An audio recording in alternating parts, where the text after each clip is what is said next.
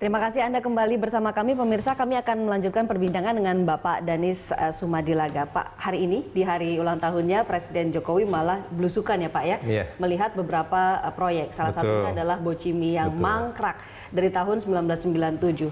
Ini disebutkan memang alasannya adalah 1, 2, 3 hal gitu. Pertanyaannya adalah mengapa bisa mangkrak sedemikian lama gitu dari 97? Iya, jadi memang hari ini ada 4 ruas yang ditinjau oleh Bapak Presiden. Bogor Ciawi Sukabumi, kemudian Cimanggis Cibitung, Bekasi Cawang Kampung Melayu, dan juga Depok Antasari.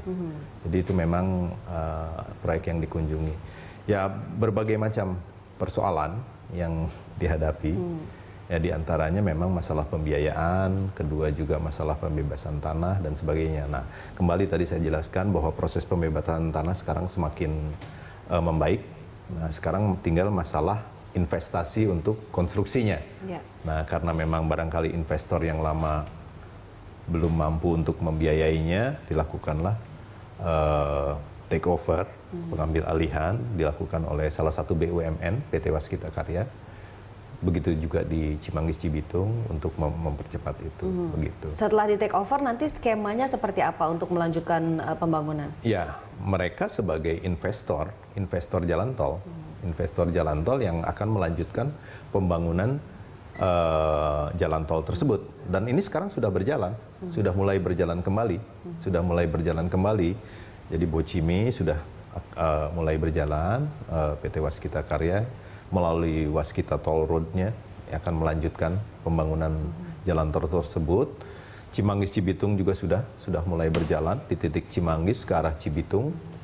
Kemudian juga Bekasi Cawang Kampung Melayu sudah berjalan juga gitu. Kemudian Depok Antasari sudah berjalan. Artinya publik bisa mendapat kepastian bahwa ini tidak akan mangkrak lagi. Iya. Mudah-mudahan insya Allah. Kalau dikatakan dari tahun 97, ya, kalau 1 meter pun tidak ada. Ya, mungkin tadi saya sebutkan kan misalnya salah satunya hambatannya di pembebasan tanah. Sekarang baik ada teknik operasionalnya, sekarang sudah diperbaiki dengan Perpres yang baru tentang pengadaan tanah. Kemudian juga pembiayaan juga sudah diatur sedemikian rupa. Pihak investor dalam hal ini Badan Usaha Jalan Tol juga diizinkan untuk menalangi sehingga terjadi akselerasi dalam proses pembangunan jalan. Kalau Bocimi sendiri kan investasinya 7,7 triliun rupiah. Ya, ini semua ditalangi oleh enggak untuk pembebasan tanahnya. Ya, tapi kalau untuk biaya investasinya ya badan usaha tersebut yang memang sebagai investor wajib untuk menyediakan dana untuk investasi konstruksinya. Tapi kalau tanah itu ditalangi, itu adalah kewajiban pemerintah. Jadi ditalangi nanti diganti oleh pemerintah. Itu bisa dijelaskan lebih lanjut Kak, skema penalangan lalu penggantiannya? Iya. Jadi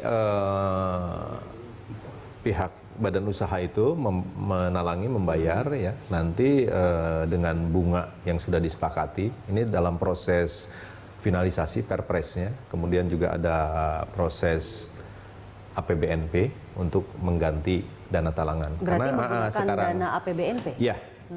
Yang sedang berjalan sekarang. Tapi kan sekarang sambil menunggu itu proses pembebasan tanah ini berjalan. Karena dengan proses misalnya kita ada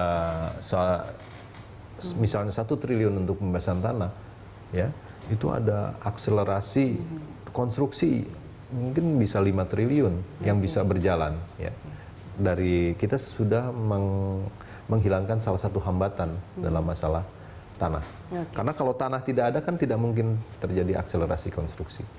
Kalau boleh tanya pertanyaan terakhir nih Pak, menjelang Lebaran, ini bagaimana kesiapan dari sisi infrastrukturnya? Ya, jadi Kementerian PU ini kan kalau untuk Lebarannya ada laut, udara. Kalau Kementerian PU terkait dengan infrastruktur jalan dan jembatan, insya Allah seluruhnya sudah siap. Kami sudah mengecek dari Sumatera, kemudian Jawa, Bali, Kalimantan Selatan, Sulawesi Selatan. Memang ada beberapa titik yang masih dalam proses penyelesaian, tapi secara keseluruhan H-14 ini sudah siap.